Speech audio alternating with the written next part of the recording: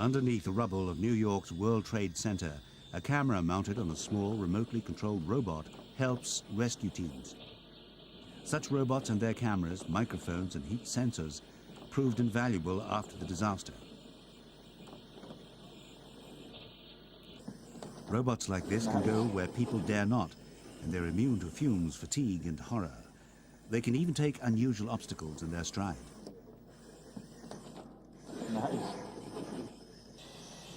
These mechanical marvels have many uses. In this demonstration, what appears to be a normal parked car is actually carrying a bomb, which a robot can defuse. From car parks to deep space, robots have a part to play. Solids are looking good. This robot was designed by NASA to explore the surface of Mars. Power up, drawing on the energy from its solar panels to spring to life. Hundreds of meters below the waves, this machine can inspect pipelines for corrosion and damage. It's far less dangerous than using divers and can save companies time and money. Robots have become invaluable tools used both for everyday chores and unusual tasks, such as measuring radiation and cleaning up after a nuclear reactor leak. All this seems a long way from the beauty of Nanaimo on Western Canada's Vancouver Island. The area has great scenery, which attracts many tourists. It's also the home of some of the leading designers at the cutting edge of the global robot industry. Yet, they started out plundering hardware items. Terry Knight is chairman and co-founder of Inuktun, a name derived from Inuit and meaning service to mankind. When he needed parts urgently, the store or warehouse would often have something useful.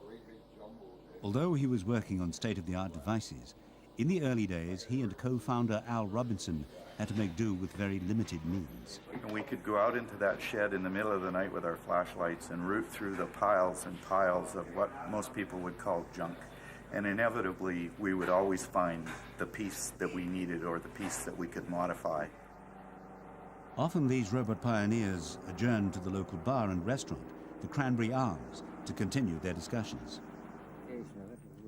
Inside, over a few drinks, Terry and his partner Al, now Inuktun senior systems designer, would sit down and sketch out designs on whatever material came to hand. What are we going to use? What diameter?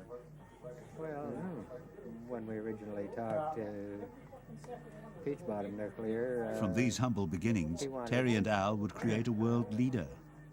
To work in an 8-inch pipe. Well, this is the place where we used to come for lunch. And we'd come in here, there'd be anywhere from 3 to maybe 6 or 8 of us come out for lunch. We'd go into the little restaurant next door here, sit and have our lunch and do a lot of plotting and scheming.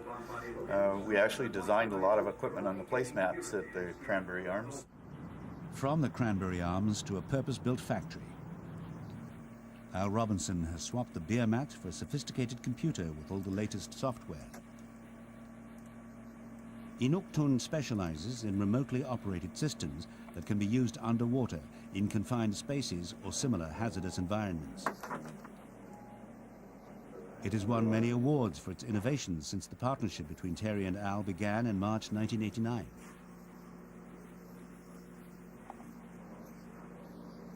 When disaster strikes, they hope to be able to deploy many cheap mini-robots that could help save lives. This computer graphic shows just one type of fully submersible robot. This one is ideal for spotting faults in pipelines or the hulls of ships. And this is the real thing. Propellers make it extremely maneuverable. Such robots could go out of control, but that's not what worries Al. I don't have any fear of machinery potential. I only have the fear of the people who use them. This robot can explore the interiors of pipes. It's ideal for cleaning fuel tanks, which can be a very expensive and dangerous job for humans. So how far can robots go? A whole range of robots is being developed here in the United States at the Massachusetts Institute of Technology, a leader in the world of artificial intelligence.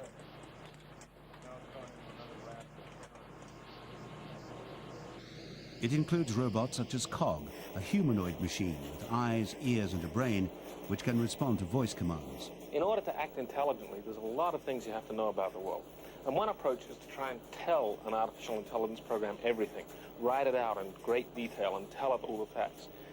By building a robot, we're trying to build a system which can act in the world, interact with people, and learn for itself. And our hope is that that will lead to a quicker accumulation of the sort of knowledge of what it is to act in the world so that we can have true artificial intelligence. That still seems some years ahead. COG has 20 joints, around 40 sensors, and 4 cameras that form the eyes, but it still needs the occasional helping hand. Arm out in this plane. Wherever aircraft fly, military or civilian, cleaning out fuel tanks is a vital but dangerous job that robots can handle. Do inspections inside the fuel tank to look for corrosion or any possible damage inside the tanks.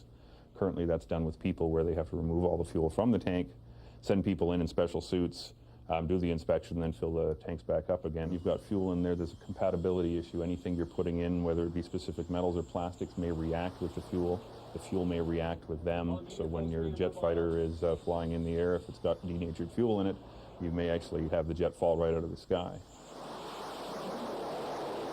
From the sophisticated world of jet fighters and the state-of-the-art aircraft carrier ploughing the high seas, to Al Robinson playing with a train set in his bungalow in Nanaimo is an example of the creative power of the mind.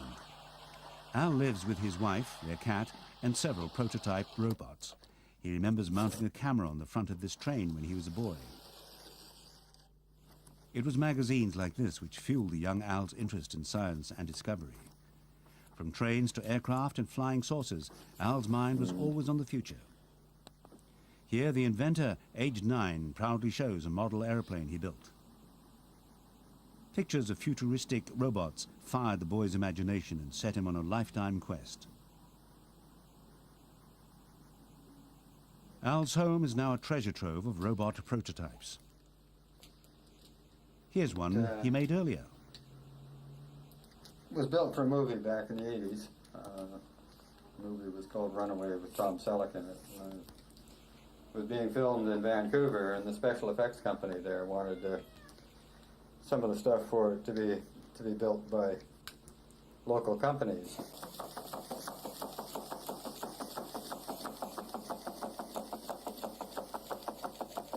Al is as fascinated by robots now as when he was a kid, but not everyone appreciates them as much as he does.